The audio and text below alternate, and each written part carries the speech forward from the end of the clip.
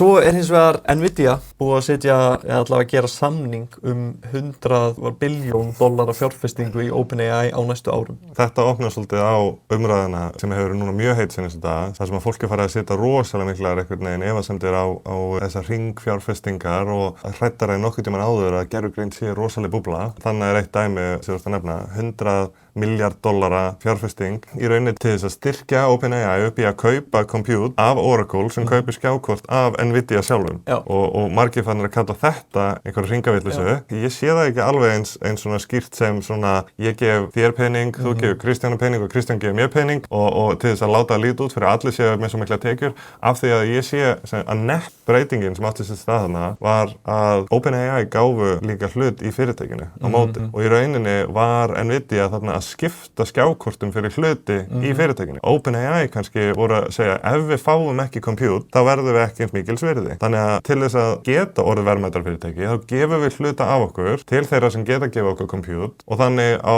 óbeinan hátt voru þetta hálfgerð vöruskipti með Oracle sem millilið. Einmitt.